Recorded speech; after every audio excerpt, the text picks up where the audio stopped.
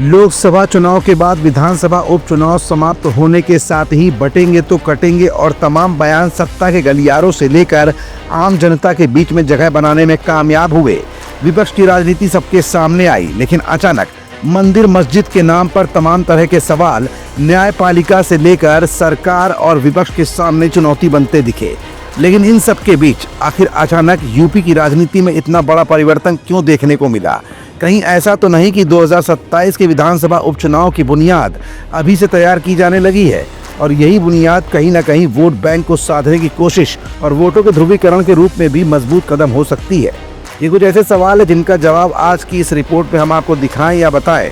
उससे पहले ये जान लीजिए कि ज्ञानव्यापी परिसर में शिवलिंग होने के दावे के बाद इसी महीने बदायूं की जामा मस्जिद में नीलकंठ महादेव मंदिर होने का दावा करते हुए अदालत में याचिका दायर की गई और वहां की स्थानीय अदालत में वाद की विचारणीयता को लेकर जनवरी में सुनवाई भी होनी है।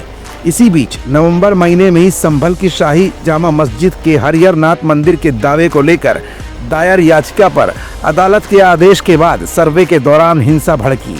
तो अब इसके पीछे का सच भी जरा जानने की कोशिश करते हैं। दरअसल लोकसभा चुनाव में विपक्षी दलों इंडिया गठबंधन ने उत्तर प्रदेश में सबसे अच्छा प्रदर्शन किया और उस दौरान संवैधानिक मूल्यों को लेकर सत्ता पक्ष की जो किरकिरी हुई, उसके बाद से ही ऐसी हरकतें कई गुना बढ़ गई हैं। तमाम राजनीतिक विश्लेषकों की बात अगर माने तो खोई हुई जमीन पाने के लिए लगातार बीजेपी ऐसे अभियान चला रही है।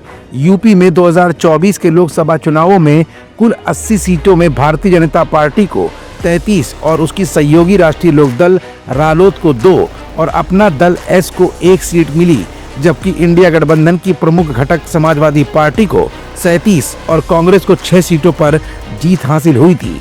1 सीट आजाद समाज पार्टी कांशी राम के हिस्से में भी गई। उत्तर प्रदेश में 2027 के विधानसभा चुनाव में अभी तो काफी वक्त है, लेकिन यहाँ की राजनीति की गहराई से समझ रखने वाले राजनीतिक विशेषज्ञों का मानना है कि राज्य में मंदिर मस्जिद को लेकर बढ़ते हुए विवादों ने सांप्रदायिक ध्रुवीकरण को जो धार दी है, उससे चुनावी जमीन भी अभी से तैयार की जा रही है।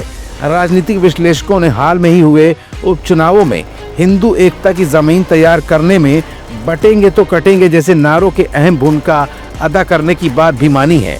अब ऐसे में सवाल ये उठता है कि हिंदुत्व की धारा को पकड़कर भारतीय जनता पार्टी व्यापक प्रचार करने में कामयाब हो रही है, तो वहीं इसी प्रचार की रोकथाम के लिए अखिलेश भी तमाम तरह के मुद्दों के साथ मैदान में दिख रहे हैं। लेकिन दोनों के लिए ही 2027 का विधानसभा चुनाव टारगेट है, जो ध्रुवीकरण की राजनीति के इर्द गिर्द घूम रहा है।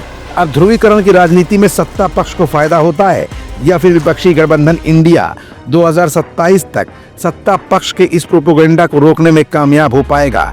ये सवाल भी आम जनता के दिलों में जगह बना रहा है।